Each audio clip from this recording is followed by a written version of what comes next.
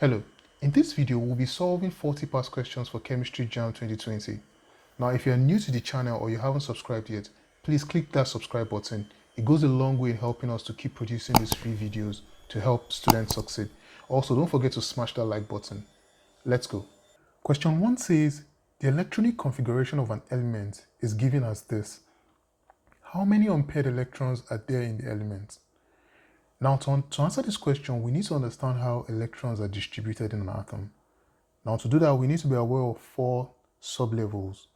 So if we have sublevels here, the 4 sublevels are S, P, D, and F. Now, each sublevel has different number of orbitals. For sublevel S, we have 1 orbital. For P, we have 3 orbitals. D has 5 orbitals, and F has 7 orbitals. And each orbital can hold 2 electrons. So for sublevel S that has only 1 orbital, we can only hold 2 electrons here. For P that has 3 orbitals, 3 times 2 means we can hold 6 electrons here. And for D, we can hold 10 electrons, and F can hold 14 electrons. Now let's see how this can be applied to the structure that we've been given here. So the energy levels will look something like this. As we just said, sublevel S, as you can see, 1s and 2s here has only 1 orbital, while P has 3 orbitals, as we can see here. Now, the trick to distributing these electrons is that we first distribute across the level that we have 1 electron, and then we go back from the beginning to distribute the second electron. So this is what I mean. So for sublevel, for the first configuration, we have 1s has 2 electrons. So here we have our 2 electrons. That is filled up. So we move to the next one, which is 2s. 2s also has 2 electrons, as is expected. We have our 2 electrons here. Now, 2p has 6 electrons, which we know is the maximum. So the trick is, first you go and fill each electron, and then you come back and give a pair to each of the orbitals. 3s has 2 electrons as well, as is expected. Now this is where we would know how many unpaired electrons are in this element. For 3p, we have 3 electrons. So like I said before, we go and fill each orbital with 1 electron. And then if there are any left, we'll go and give a pair to each of the orbital. Now, as you can see here, there are only 3 electrons. So we've finished up all the electrons that we have. And each of all those electrons are unpaired here. Now, if we had 5 electrons, for example, we would have given a pair here and would have given a pair here as well. This would have made it 5 and would have had only 1 unpaired electron. But in this case, we have only 3 electrons. So we have 3 unpaired electrons, and this is why. So our answer here is C, 3 unpaired electrons. Question 2 says, which of the following can be obtained by fractional distillation? A is nitrogen from liquid air. B is sodium chloride from seawater. C is iodine from solution of iodine in carbon tetrachloride. And this is sulfur from solution of sulfur in carbon disulfide. Now our answer here is A. Now first, to know that, we need to know that fractional distillation is used to separate immiscible liquids with different boiling points. Now the difference in boiling points is usually about 10 degrees centigrade. So to separate nitrogen from air, in this case, what we do is we first liquefy the air at very low temperatures, and then the liquefied nitrogen can be distilled from air. So our answer here is A, nitrogen from liquid air. Question 3 says duralumin consists of aluminium, copper, and what else? Now for this question, you just have to know the constituents of duralumin. Now duralumin consists about 95% of aluminium, 4% of copper, and about 1% of magnesium and manganese each. So our answer here is magnesium and manganese. And in some cases, it also contains some silicon. So in some other examples, if you see silicon there, you can also choose silicon, very trace amounts of silicon, but still. So our answer here is manganese and magnesium. Question 4 says, an example of a polysaccharide is, now polysaccharides are long chains of monosaccharides that are linked by glycosidic bonds. Examples are starch, glucogen, and cellulose. So here we can see that starch is an example. So our answer here is starch. All these other options that we have here are examples of monosaccharides. They bond together to form polysaccharides such as starch, glycogen, and cellulose. Question 5 says 8 grams of methane occupies 11.2 dm cube at standard temperature and pressure. What volume would 22 grams of propane occupy under the same condition? Now we know that at standard temperature and pressure at STP, all gases occupy 22.4 dm cube of volume. And now we're requested to find what volume 22 grams of propane gas will occupy. So first, let's look at propane. The chemical formula here is, by the way, C3H8. All you have to do is add up the carbons and the hydrogens. So if we do that, we have that C3H8. The molar mass here will be, carbon is 12 grams. So this is 12 times 3 atoms of carbon, plus hydrogen is 1 gram. So 1 times 8 atoms of hydrogen. So 12 times 3 is 36 plus 8 here. So the molar mass for propane is 44 grams. So 1 mole of propane is 44 grams. And as we just said before, 1 mole of every gas at STP occupies 22.4 dm cube. So that means that 44 grams of propane occupies 22.4 dm cube of volume. Now the question says what's the volume of 22 grams? So 22 grams will occupy, all we have to do now is just cross multiply to find our answer. And that will be 22 grams multiplied by 22.4 divided by our 44 here. So 22 would divide out 44 here to give us 2. And 2 would cancel out 22.4 to give us 11.2 dm cube. So at standard temperature and pressure, 22 grams of propane will occupy 11.2 dm cube as well. And so our answer here is B. Question 6 says, the best treatment for a student who accidentally poured conc tetraoxosulfate acid on his skin in the lab is to wash his skin with, well, here it's part of what we learn under acids and bases, is to wash the skin with cool running water for continuously at least 30 minutes. Now, you might be tempted to say, why don't you just pour a base solution like sodium hydroxide on the acid? Well, the problem is that there's going to be a burning sensation because there's going to be a neutralization reaction that will happen. So the best solution is to just keep pouring water on it for 30 minutes continuously. So the answer here is A. Question 7 says, which of the gas laws does this graph illustrate? Now on the x-axis here we have temperature, and on the y-axis here we have volume. And if you remember Charles' law states that at a given pressure, the volume of a gas increases with increasing temperature, which means that the volume and the temperature are directly proportional. And that's what you see here. As the temperature goes up, so here we're at 0, and as the temperature goes to 100, our pressure goes to about 5. And that happens throughout. As the temperature goes up, the volume also increases. And that's definitely Charles' law. Now don't forget that this temperature here is at Kelvin. So it's also possible that you see Charles' law represented like this, where you have the volume on the y-axis like we have here, and the temperature here. But instead of at Kelvin, you see it as centigrade. Now that is not going to be starting from 0 point here. It's going to be starting from somewhere around here. So you see something like this. And here is going to be minus 273 degrees centigrade. Now don't forget that absolute 0 is at minus 273 degrees. So if you see a graph like this, this is also Charles' law. Volume is increasing as the temperature increases.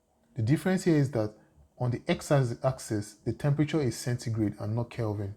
And because of that, our temperature is indicated at minus 273 degrees. Question 8 says, what are the possible oxidation numbers of an element if its atomic number is 17? So an element with atomic number of 17 means that it has 17 protons, and that means it also has 17 electrons. So how will this be distributed? Well, we'll have 2 on the first shell, we have 8 on the second shell, which gives us 10 electrons, and then we have 7 electrons left, which is going to be on the outer shell. So what will this element look like? So the element will look like this: 2 on the innermost shell, 8 on the second shell, and 7 on the outermost shell here. Now, the aim of every element on the periodic table is to take part in a reaction that would make them stable. Now, how do we make this atom stable? Well, there are two ways. The first way is, which is the easiest way, is to gain one electron.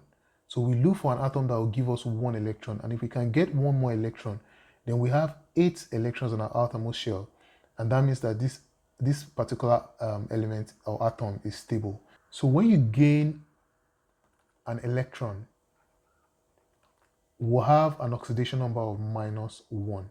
Why is that so?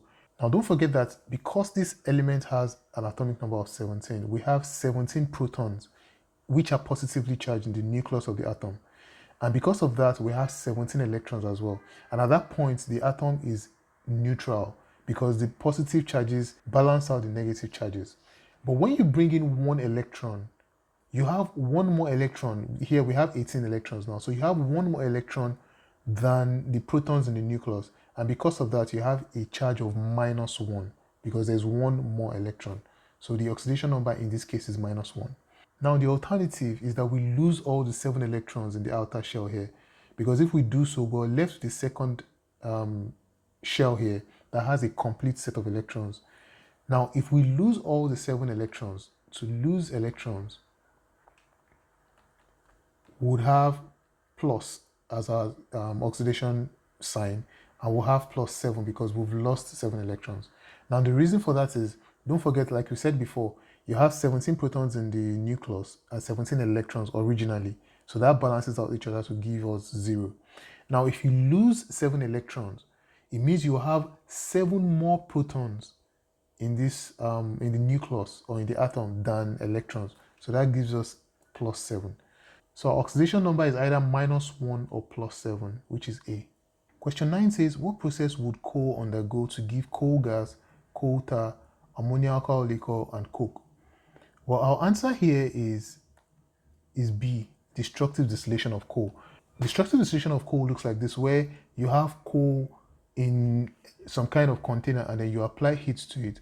And what you will have is you would have all these products here, including coal tar, including coal gas and all these other things. So destructive distillation of coal is what will lead you to have all these products from coal. Question 10 says, liquid black soap is made by boiling palm oil with liquid extract of ash. The function of the ash is to provide what? So to answer this question, we need to know a reaction called the saponification reaction. The saponification reaction is the reaction by which we get soap. And it goes as such. We have fat reacting with lye to give us soap and glycerol. So the lye here is an alkali solution. Now, lye is gotten by, if you want to get lye, that means you have to mix water and ash. That's how we get lye. So if you look at the reaction we have here, it says boiling palm oil with liquid extract of ash. Well, the palm oil is the fat, and lye is gotten by mixing water with ash, which provides the alkaline solution. So the function of ash here is to provide the alkali. So our answer here is C.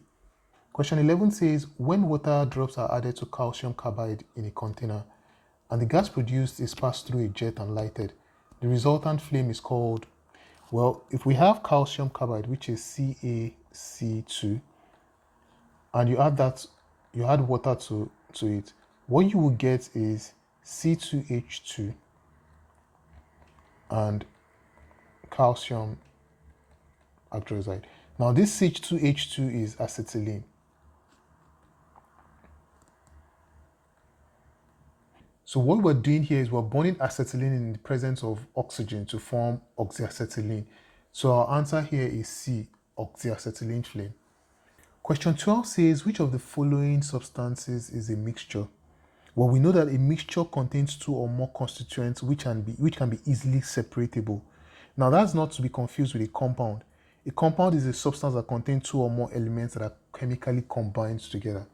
So if you have granulated sugar, for example, that's a compound.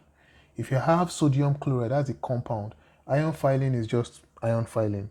But when you have seawater is a mixture because there are chemical processes, or there are processes by which you can separate the water from the salt and other things. So seawater is a mixture. The other things are either compounds or just, like I said, ion filing. Question 13 says, if the quantity of oxygen occupying 2.76 liter container at a pressure of 0.825 atmosphere and 300 degree Kelvin is reduced by 1/2, what is the pressure exerted by the remaining gas? Well, here we will use the combined gas equation, which is P1 V1 over T1 is equal to P2 V2 over T2. So let's see what we're given in the question. Well, the question says that the volume of the gas V1 is 2.76 liters, which is also Gm cube anyway, so let's say liters. We know that the pressure P1 is equal to 0.825 atmosphere, and we know that the temperature T1 is 300 degree Kelvin. Now, what about V2? Well, V2, we're told here that if the quantity is reduced by 1/2, so V2 is going to be half of our V1, and that means our V2 is 2.76 divided by 2, which is equal to 1.38 liters. That's our V2. Now our P2 is what we are requested to find, because they said what is the pressure exerted by the remaining gas. So we're looking for our P2, and our T2, we're assuming that that is constant since nothing is mentioned here. So 300 degree Kelvin. So here we want to make P2 the subject of the formula. If we do that, we'll have that P2 is equal to P1 V1 multiplied by T2 divided by V2 T1. So that's going to be our P2. So let's substitute these values for what we have here. So P2 is going to be equal to P1 is 0.825 multiplied by V1, which is 2.76, multiplied by T2, which is 300.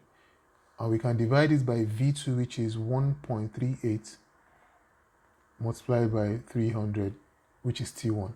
So 300 will cancel out 300 here. We know that this will divide this to give us 2. So 0.825 multiplied by 2 is going to be equal to 1.65 atmospheric pressure. So our answer here is A. Question 14 says, 4 elements P, Q, R, and S have atomic numbers 4, 10, 12, and 14 respectively. Which of these elements is a noble gas? Well, first, what are noble gases? Noble gases are the gases in the last column of the periodic table, which is group 18. They're usually non-reactive because they have a maximum number of electrons in the outermost shell.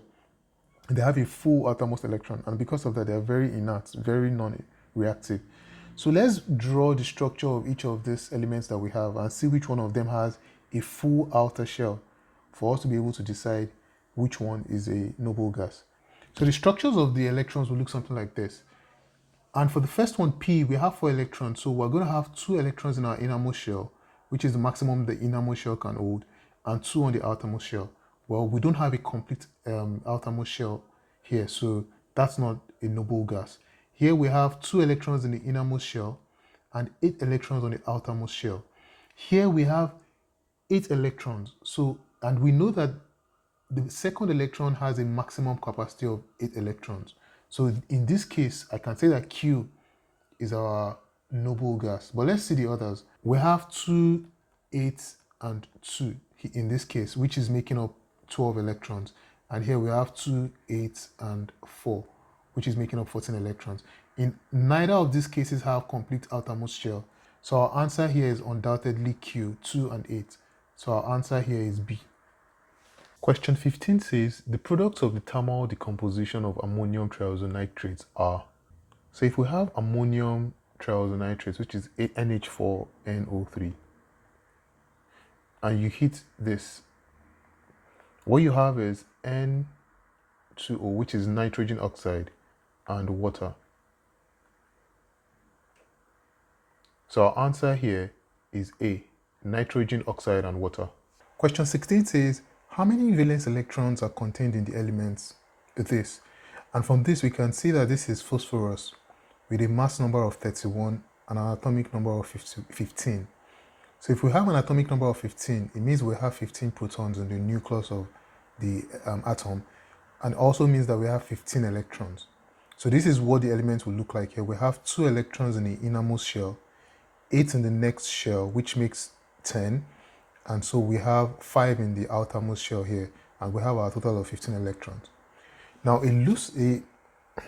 a simplified definition of valence electrons means how many electrons can take part in a reaction, and usually they are the number of electrons in the outermost shell of the atom. So here the simple answer would have been 5. 1, 2, 3, 4, 5. 5 valence electrons. But as we can see in these options here, we do not have 5. So this takes me to believe that perhaps what they intended to ask us to find in this question is the valency of this element. The valency of this element. Now, valency is the number of electrons that can be accepted or donated during the course of a reaction. And so for this atom specifically to be stable, well, the atom will need to accept 1, 2, 3 electrons to have 8 electrons in the outermost shell and for it to be totally filled up. So in this case, we can have 3. And it's also possible that it gives out all the 5 electrons, the original 5 electrons that it has in its outermost shell.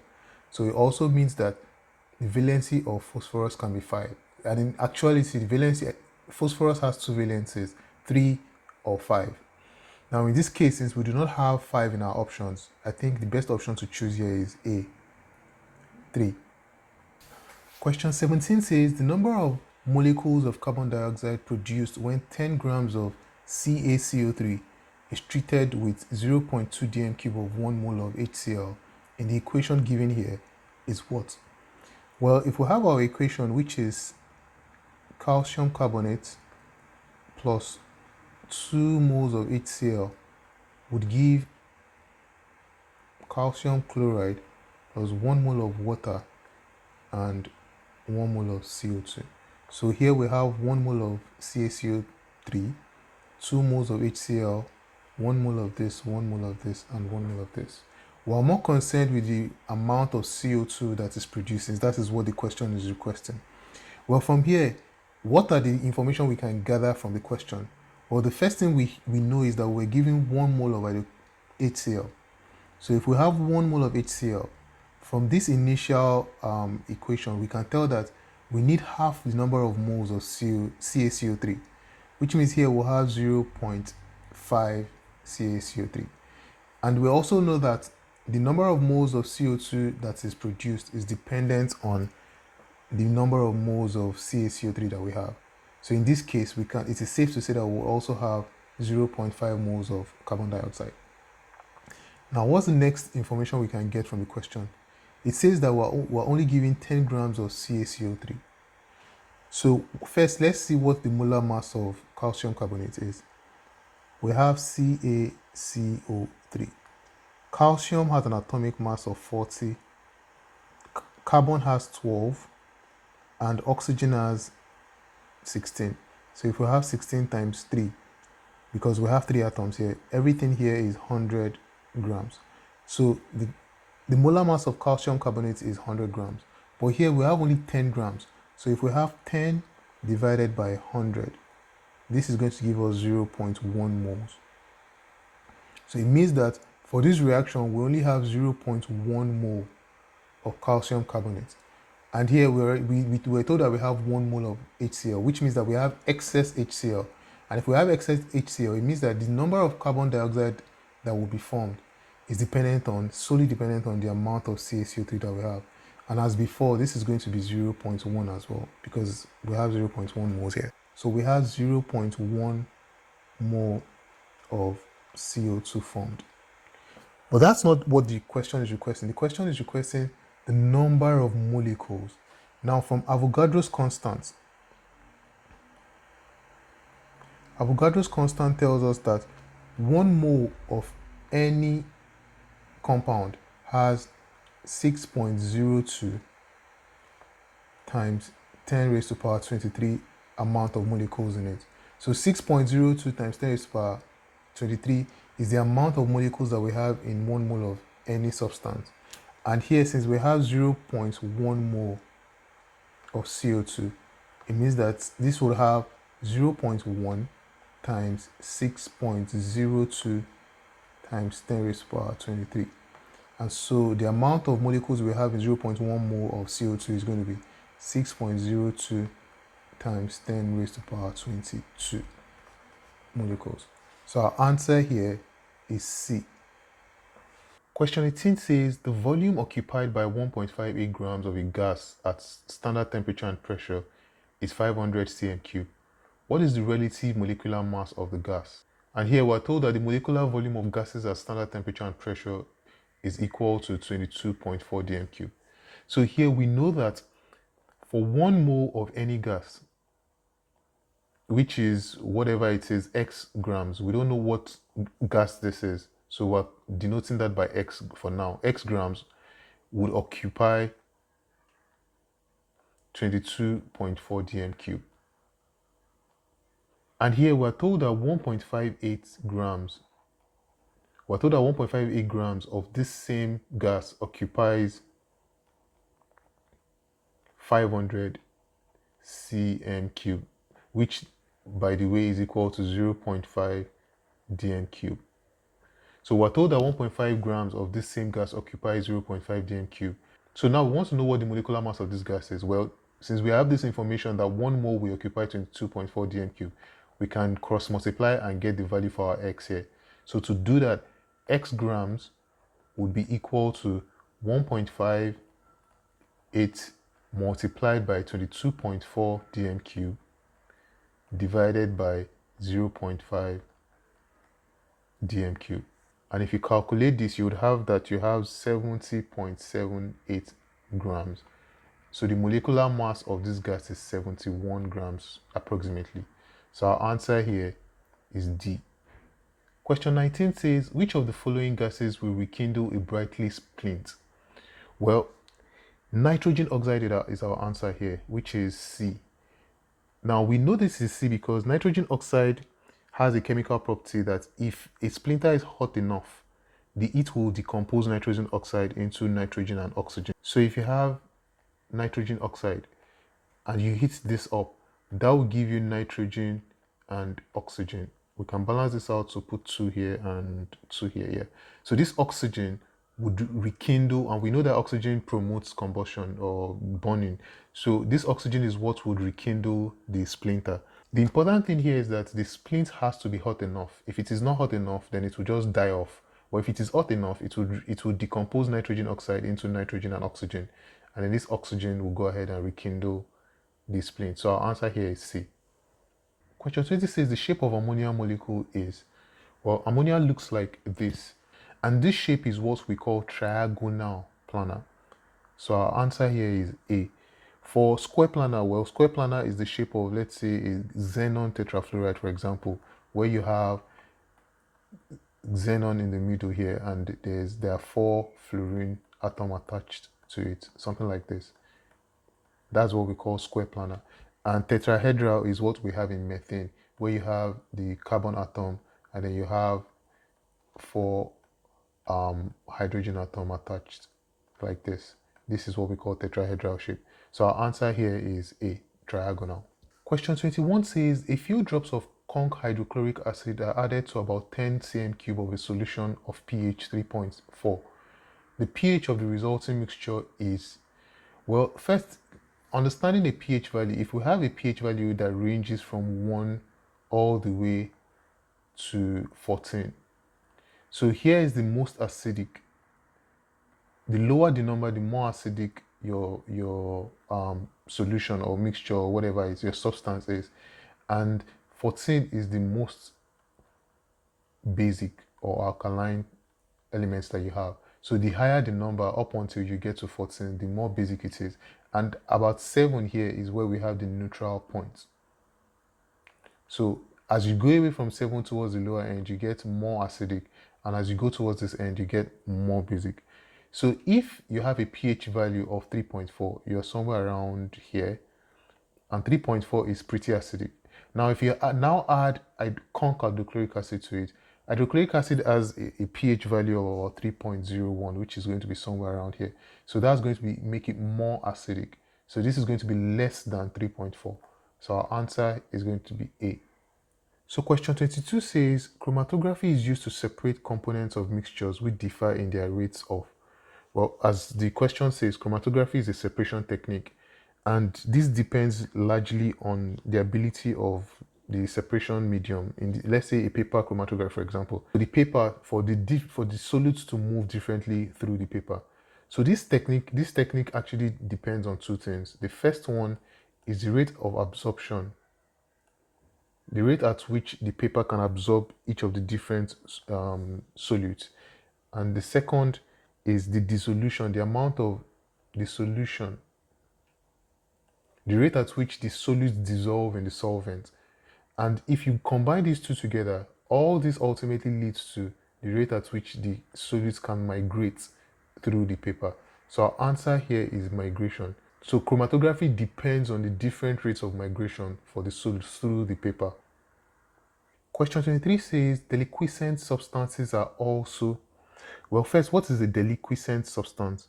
That refers to the property. Deliquescence refers to the property of a substance that absorbs water from air to dissolve itself to form an aqueous solution. An example is sodium chloride, for example. So if you put sodium chloride or potassium hydroxide, for example, in a container, it would absorb water molecules from the air and then it would dissolve itself to form an aqueous solution. And that's what we call a deliquescent substance. So deliquescence is one of the properties observed by a group of substances called hygroscopic substances. So our answer here is C.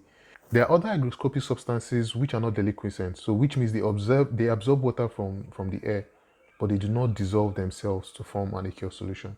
For efflorescent materials, what happens is that salt is present in the material and then it migrates to the surface to form some kind of coat. And when you have anhydrous substances just means a substance that contains no water at all. And obviously, this one is simple. Insoluble just means that a substance that does not dissolve in a solvent at all. So our answer is C. Question 24 says, helium is used in observation of balloons because it is, well, obviously we know for balloons it has to be light. So it has to be A or B.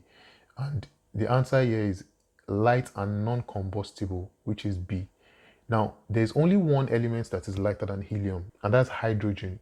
And the reason why we can't use hydrogen is because hydrogen is very combustible. So A is not our answer. Our answer is B. It is light and non-combustible, which makes it safe. Question 25 says, 32 grams of anhydrous copper tetraoxosulfate is dissolved in 1 dm cube of water, and it generates 13 kilojoules of heat. The heat of solution is. Now first, let's understand what it means when we say heat of solution. So the heat of solution is the amount of heat energy that is released or absorbed when 1 mole of a solution or compound is formed. And as you can tell, we would express that in kilojoule per mole. So from the question, we were told that 13 kilojoules of heat was released when 32 grams of copper tetraoxosulfate was dissolved.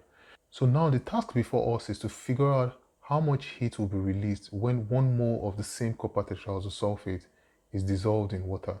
So the first thing we need to do is to find out what the molar mass of copper tetraoxosulfate is.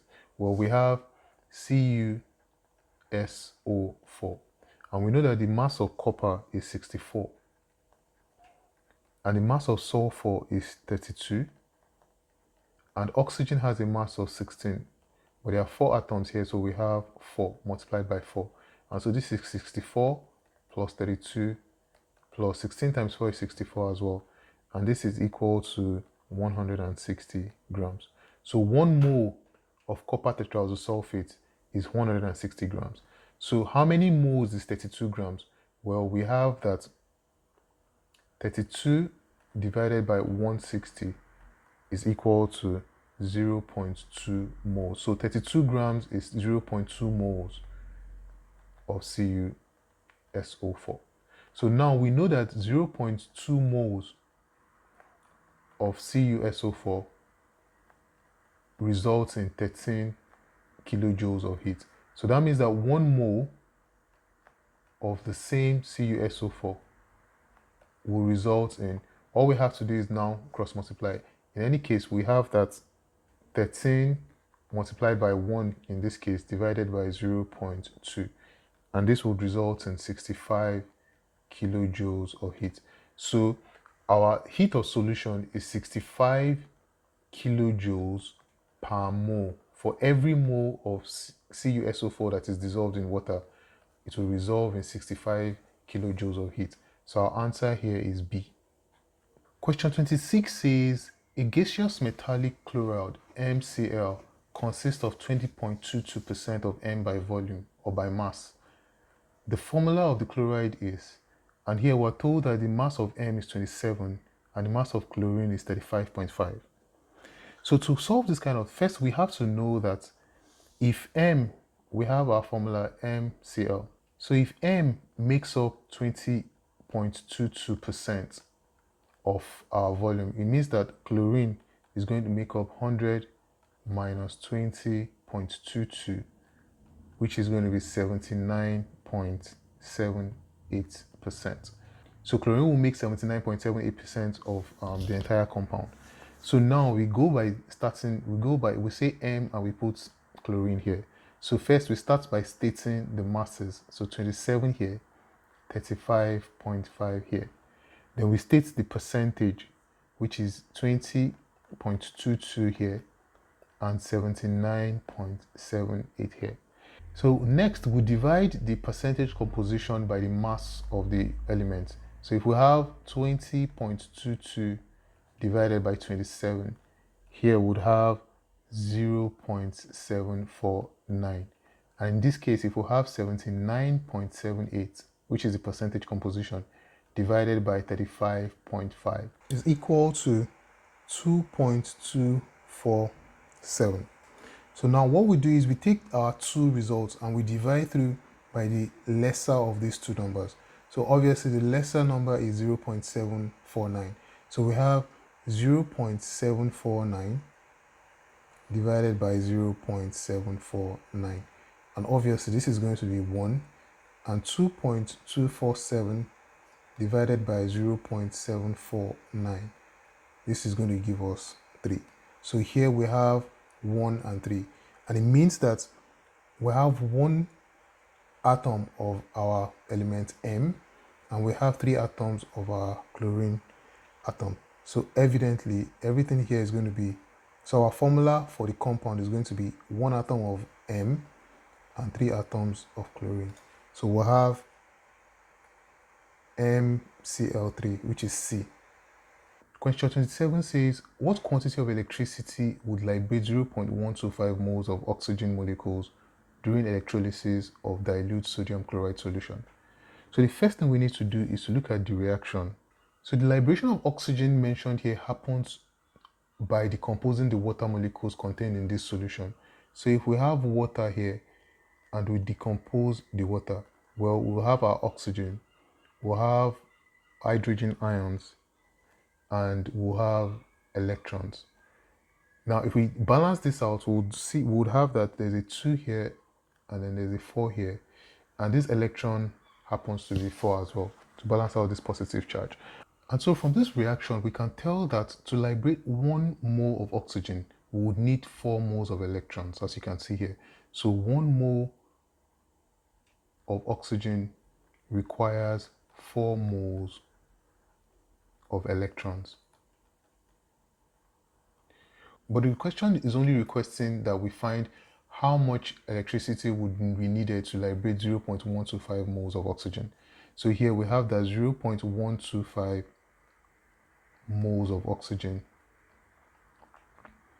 would need, here we do our cross multiplication, which would be 4 multiplied by 0.125 divided by 1. And so here 4 multiplied by 0.125 is simply 0.5 moles of electrons. And Faraday constant tells us that 1 mole of electron is equal to 1 Faraday, and this contains 96,500 coulombs of charge. So here we have 0.5 moles of electricity. So 0.5 moles of electricity is definitely equal to 0.5 Faraday. and this is going to be 0.5 times 96,500 coulombs of charge, and this is 48,250 coulombs. So our answer here is B. Question 28 says, which of the following types of bonding does not involve the formation of new substances? Well, if you know enough about this, you know that metallic bond is our answer. Metallic bonds, in some metals, we have 1 or 2 valence electrons that are loosely bound to an atom, and so they can freely move around in the metal, and they can be shared by all the atoms in the metal. And this action of the free electrons on positive ions on the metal is what creates this cohesive bonding between the atoms of the metals and holds them together. And so in this case, we don't have any formation of any new, it's just the action of the free electrons that causes the metallic bond. But for covalent bonds, you know that there's a share of electrons between two atoms. For example, what we have in hydrogen molecules. So it goes from hydrogen atom and then we form hydrogen molecules. And that's the formation of a new kind of substance. For coordinate bond is similar to, is what we also call the dative bond. So it's a covalent bond, which involves also sharing of electrons, but the electrons is provided by only one of the elements or atoms. And electrovalence bond is the transfer of electrons. And then you know that when you transfer electrons, you form ions, and that's also a new substance. So our answer here is A. Question 29 says, an organic compound that does not undergo a reaction with both hydrogen cyanide and hydroxylamine can be. Well, one of the things we know about the chemical properties of alkanals and alkanones is that if we have alkanals, which are also called aldehydes, and we have alkanones, which are also called ketones, that both of these would react with hydrogen cyanide to form a group of compounds called hydroxynitrile.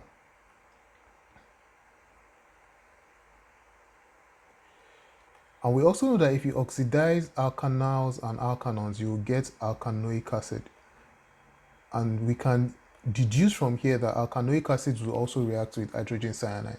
And so the safest bet here, which is also the correct answer anyway, is that our organic compound that does not react with hydrogen cyanide is most likely going to be an alkene. Question 30 says the substance often used in vulcanization of rubber is C. Our answer is sulfur. Sulfur is used in vulcanization of rubber. Its other uses involves manufacturing bleaching agents in pulp and the paper industry, and also for making insecticide for spraying crops. So our answer is C. Question 31 says the chlorinated alkane often used industrially to remove grease is. Well, our answer here is A. Tetrachloromethane. Tetrachloromethane, which is CCl4, which is simply carbon with 4 chlorine atoms attached, and often called TCM, is a very effective solvent used in the chemical industry to dissolve fat and oil-based compounds, as well as varnishes, resins, and rubber waxes. So our answer is tetrachloromethane. Question 32 says, what mass of water is produced when 8 grams of hydrogen reacts with XX oxygen? Now first, let's write down the reaction to produce water. So if we have hydrogen reacting with oxygen molecules to produce water, H2, and so here we have our oxygen, so we can put 2 here to balance, and then 2 here to balance out the hydrogen. So this is what we have. Well, from this equation, we can calculate the mass of hydrogen here that results in the equivalent mass of water. So we know that the atomic mass of hydrogen here is 1. So 1 multiplied by the 2 atoms that we have here, multiplied by the 2 moles that we have here. So here we have 1 times 2 is 2. So 2 times 2 is equal to 4 grams. So we have 4 grams of hydrogen here. Now the mass of water produced is, well, we know that hydrogen is 1 again, multiplied by 2 atoms of hydrogen, plus oxygen. The atomic mass of oxygen is 16. And we'll multiply everything by the 2 moles that we have here. So this is 2 multiplied by 2 times 1 is 2, plus 16, that's 18. So everything here is 36 grams. So we know that 4 grams of hydrogen reacts to produce 36 grams of water.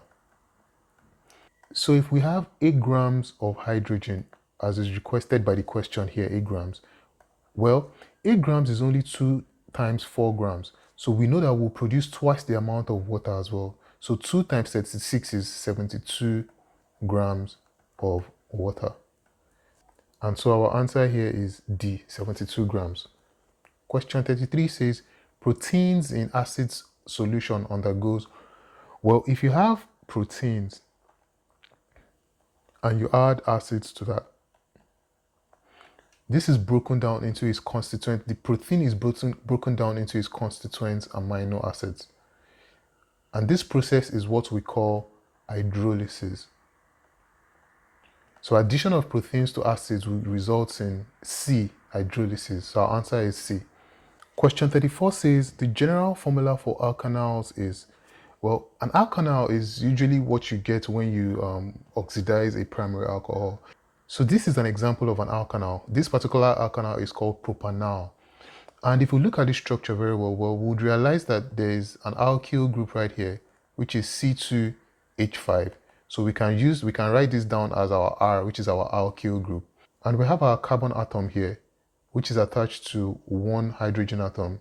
And then we have the oxygen which makes up our carbonyl group. So our answer here is B, RCHO. Usually you can rewrite them as R, C, H, and the carbonyl group here, O. Question 35 says, when cathode rays are deflected onto electrodes of an electrometer, the instrument becomes, well, an electrometer is an instrument that is used to measure electric charge or electric potential difference. But even if you don't know anything about this, well, there's a clue here that tells us that cathode rays are the rays that are deflected. And we know that cathode rays are negatively charged as opposed to anode, which is positively charged. So here we can instinctively tell that the electrometer becomes negatively charged if cathode rays are the rays that are deflected. So our answer is B. Question 36 says, when a substance disappears completely as a gas on heating, the substance is said to have undergone, well, here it's just talking about state change. So there are some states, usually we have solids, liquids, and gases. And what we're used to is something going from solid and melting to become liquid and then evaporating to become a gas. But there are cases where, for example, iodine crystals, where you can go from solid directly to gases. So once you apply heat to iodine crystals, it instantly becomes gas. And that is what we call sublimation. In this case, both going from solid to gases and going from gases directly to solid are both called sublimation. So our answer here is A. Question 37 says, an electron can be added to an halogen atom to form an halide ion with... So first, what are halogens? Halogens are the elements that belong to the group 17 in the periodic table. Our fluorine, which has 9 electrons. We have chlorine, which has 17 electrons. We have bromine, which has 35 electrons. And we have iodine, which has 53 electrons. Now, there are some other ones, but these are the famous ones. So let's stop here. Now, an halide are the compounds that are formed by the halogens. And those halides usually carry the name fluoride, chloride, bromide, and iodide.